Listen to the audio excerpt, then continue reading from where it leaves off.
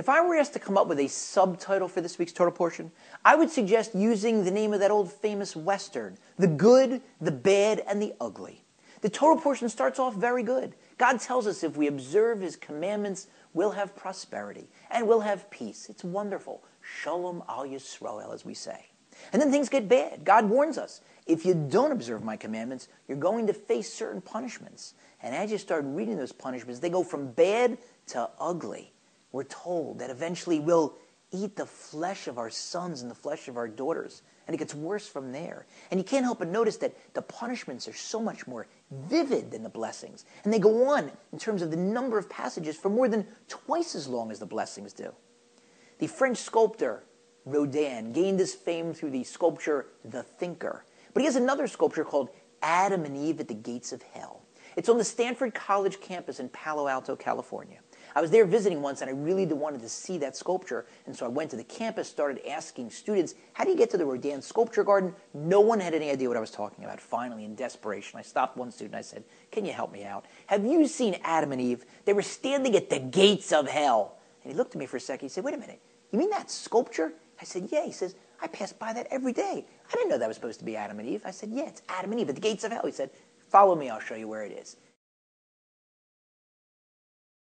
It's majestic, it's incredible, it's terrifying, but it's not Jewish. That's not our conception. We don't believe that God is vindictive and vengeful and angry and jealous, standing up there in heaven with a tiny little lollipop saying, well, if you observe the commandments, I guess I'll have to give this to you. And then standing with a giant fly swatter on the other hand saying, oh, I can't wait to whack you with this. That's not our God. Our God is merciful. Our God is loving. So why is it that the punishments are so much scarier and more vivid than the blessings? Why do they go on so much longer?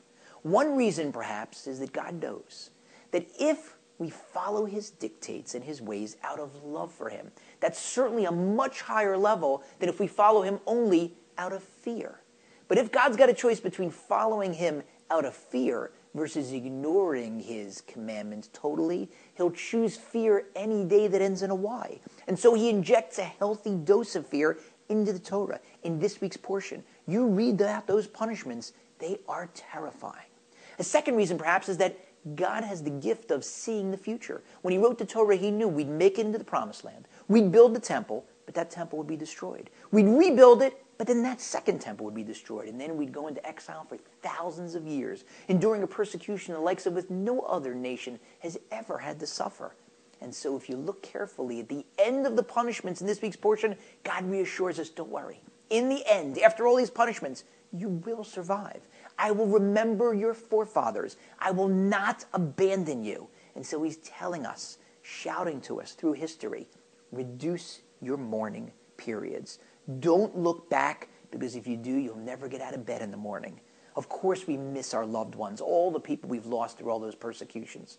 And so we restrict our two collective public mourning periods to the 33 days as we begin to count from Passover toward Shavuos, during which many of us have a custom not to shave or listen to music, and then in the days leading up to Tisha B'Av. But after those days of mourning, we put our smiles back on our face, because we know, because our Father in heaven who loves us has reassured us that the sun will come out tomorrow.